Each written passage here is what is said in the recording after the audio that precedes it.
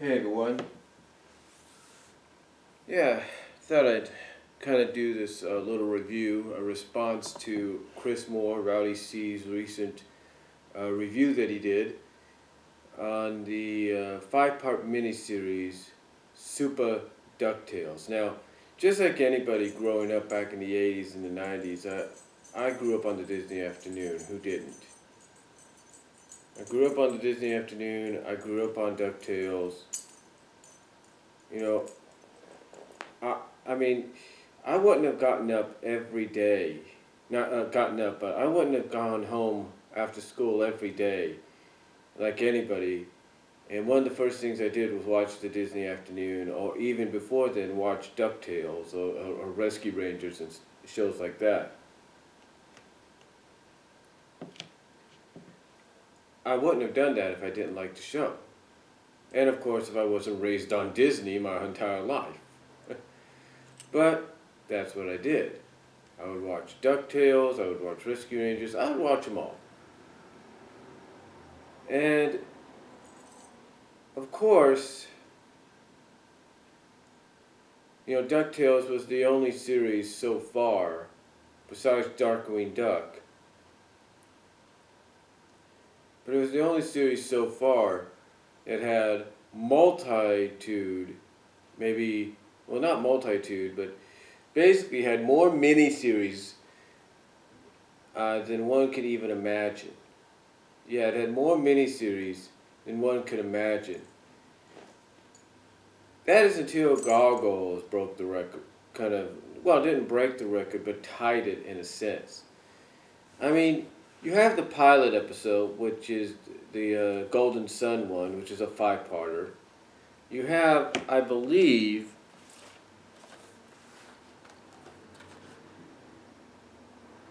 Time is Money, which is another five-parter.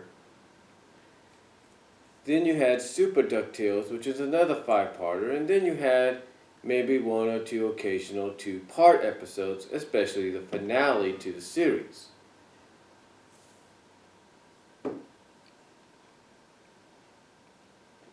Now,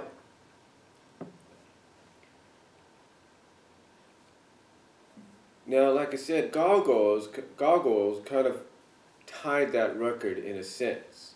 You had Awakenings, the pilot movie, you had City of Stone, you had Hunter's Moon. You even had the occasional two-parters here and there. But it was mostly like things like Hunter's Moon. You had Awakenings. You had, like I said, City of Stone. And you could even throw in the Avalon arc as well, where they're trying to, that journey arc from Avalon to Manhattan, the Avalon saga. You could throw that in, but like I said, you could also throw in things like The Gathering, which was a two-parter. So, Gargoyles definitely tied DuckTales as far as, miniseries goes, for miniseries movies, if you will, goes that are contained within a series. But when it comes to certain miniseries and movies, especially with DuckTales, it all questions exactly how far these things will go. Super DuckTales, on the other hand, was sort of like the beginning of the final few seasons. Now, I know a lot of people, like Rowdy C mentioned at the end of his review, kind of feel a little gypped at the fact that Gizmo Duck, Fenton Crackshell took up a lot of the remaining episodes. Well, here's what I look at with Super DuckTales. Now, true, some of the premise of the miniseries did kind of offer a little bit of, offer you a little bit of that scratch your head and wondering what the blank they were thinking when they came up with this portion of the story. But just like Time is Money, Super DuckTales was basically the writer's way of expanding the DuckTale universe. Even though Banks and Rosa, the original writers and creators of the Scrooge McDuck series and DuckTale inspired, DuckTale inspired, well, not DuckTale inspired, but the Scrooge McDuck series, as well as the inspiration for DuckTales being the Carl Banks and Scrooge McDuck adventures and Duck adventures that he had beforehand in comic book form. Uh, the thing is with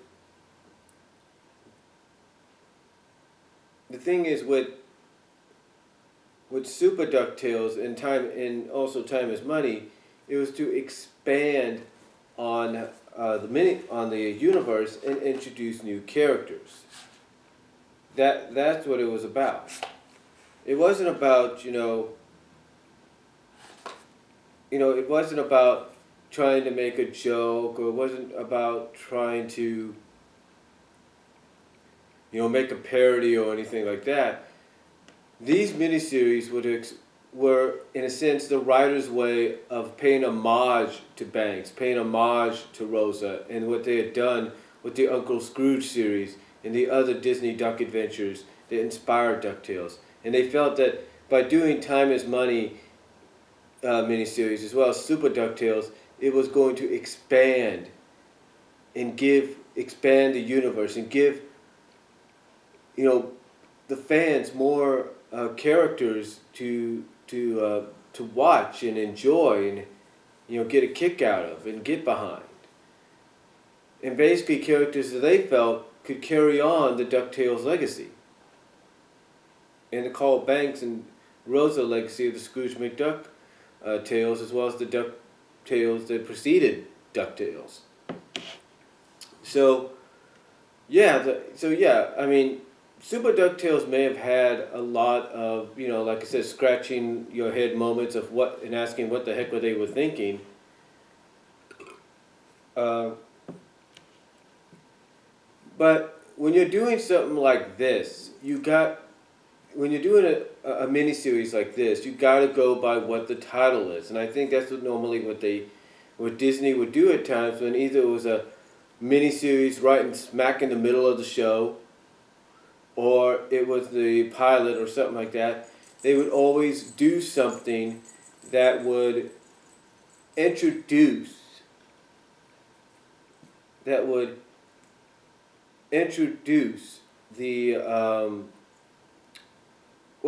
introduce not just who the characters were and what some of the new characters' purpose was, like Fenton's was, but the story itself. The title of the miniseries is Super DuckTales. So how do you make DuckTales super? That's easy. That's really easy. You make Super DuckTales super by going in all different directions. Now, you go in directions like what's going on with the Money Bin. You go in the directions of the traditional Beagle Boys and occasions finally succeeding. You go in a direction that nobody would see coming, which is the space portion of it. Now, that's basically what makes a miniseries interesting and intriguing. And in a sense, believe it or not, it makes it one of the more popular miniseries that Disney ever did for DuckTales. Now, I can understand also what Rowdy see. Maybe other reviewers are coming in and saying, well, how many times, they're coming in and saying and asking, well, how many times are we going to get the same scenario where the Beagle Boys, take over? Because whether you believe it or not, that's exactly what happens in this story. It's not about, and this is one thing I want to correct Rowdy C about. It's not about the fact that the Beagle Boys are wanted criminals, and the city and the higher-ups, the police officers and everybody, the law enforcement, the mayors and all that, they should be totally against them having any kind of influence or any kind of stroke around there. You got to realize this. You got to realize this. How many times in the series did Scrooge kind of have that bit of influence? He had a lot, believe it or not. He had a lot of influence. You may not see it, you may not really notice it because there's like over 100 episodes you'd have to go through just to see it, but it's there. But the thing is, he had that kind of stroke, he had that kind of influence. But also, here's something else. The Beagle Boys, yes, Chris is right about one thing. The Beagle Boys are wanted criminals. They are wanted fugitives. But if you're the city, and this isn't fantasy, remember, this is a fantasy show. If you're the city, though, and you know the most dangerous criminals and the most dangerous fugitives, capable of anything, are now the richest family in town, if not the world, and knowing that they have the money to gain access to whatever they need, would you really want to be against them? Would you really want to be against them? Even if you're the police force, would you really want to be against them? No, you wouldn't. Why? Because they could probably pull out something that would threaten your life. They could probably say something or pay off somebody and say, hey, you either on our side, here's the money. You either take this money and be on our side, or else we're going to make your life a living heck. You know, what would you do? And again, this isn't fantasy. This is fantasy. What would you do? Exactly what the city did. Exactly what the law enforcement did. Exactly what the mayor did. You would side with the fugitives until things got settled. I mean, you would know, in a sense, that what's going on is not right. That you really shouldn't be supporting these people. You shouldn't really get behind these people. But if you know they are capable of anything, then yeah, you don't want to chance the fact that they could do something you're going to regret. So, again, even though it's in the realm of fantasy, and as crazy as and nonsensical as it may seem to people, that's how it's played up here in Super DuckTales. You would rather be on the side of these fugitives, these criminals, who are now considered now the richest family in the world, all because you know there's a possibility that if you go against them, your life will be turned upside down and not for the good. But the other reason Super DuckTales to me is a decent miniseries, despite how some people like Rowdy C would scratch their head and wonder what the blank were they thinking about with this and that. The reason it was also good is because, like I said, it introduced characters like Fenton Crackshow, is sassy or whimsical at times, and just lazy lazy butt of a mother, as well as it introduced Gandra D. Now, some people might say, well, the reason the whole Fenton Gandra D thing became official in DuckTales is because it was a play on Superman. Remember, very similar, Fenton worked in the same company as Gandra. Clark works at the Daily Planet like Lois. Yet Lois, at first, doesn't know Clark is Superman until way later on in the comics. She doesn't know that. Gandra never finds out that Fenton's Gizmo Duck. Never.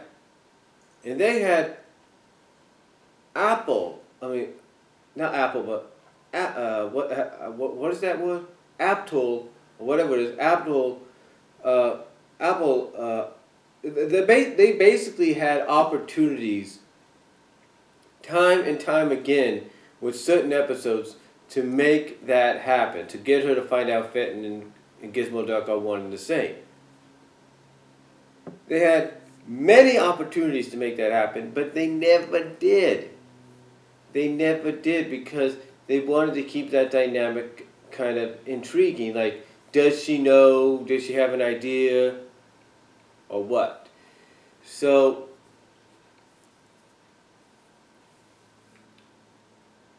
So basically, that was a unique dynamic here. And Gandra, whether you like her or not, was actually an intriguing character at times. She was. You could tell that she had potential to be a more intriguing, more centric, more involved character than she was in the series. Not saying she wasn't involved at all. There was an episode, it was something called, it was a parody off the movie title The Spy Who Loved Me. It was a parody off of this. And she was involved in that more than I think she was ever involved in any other series. Or any other episode. With the exception of Metal Attraction, this episode that I'm talking about, she was more featured in than I think any other one besides Metal Attraction. You know, not saying she wasn't featured in anything else. There was an episode where she was kind of like now the spokesmodel for a bubble gum that Fenton had accidentally invented or something. So she became the spokeswoman for that. But again, she wasn't that much involved there. And again, this character had so much potential that could have been worked with, she never really got the opportunity. And Super DuckTales introducing her along with Fenton and along with his mother showed that, again, like I mentioned earlier, they wanted to expand on the universe of DuckTales, on the Carl Banks, Uncle Scrooge, and Duck Adventures, or DuckTale Adventures universe. They wanted to expand on that and give more focus, not just to the established characters, which they still did, but to the other characters, the newer characters. Now, true, Fenton's Gizmo Duck run may have finished up the series, or majority of it, down the line, may have done that. But when you think about it, what else were they going to do with Scrooge, Webby, Duckworth, Gyro, Huey, Dewey, Louie, Mrs. Beakley, Launchpad? What else were they going to do with these characters? Why do you think they took Launchpad and put him in Darkwing Duck? Because there was no other stories that you could work within there. There was none at that time. There was none. Nowadays, you look at the comics that they had out by Boom Studios, and there's plenty of stories to work with. Because in comics, you can go in directions you couldn't really go in television. Not only because you were limited by, how long an episode could run, but you were limited also by certain restrictions by FCC, parental groups, you name it. So, there was so much more they could have done. And had they continued the series for over 100 episodes, and I mean over them, to the point that it could still have been going even as we got into, let's say, the Darkwing Duck era itself, or even into the Gargoyles era itself. They could have continued on, but they didn't. But obviously they couldn't think of any more stories. I know that they could have done more.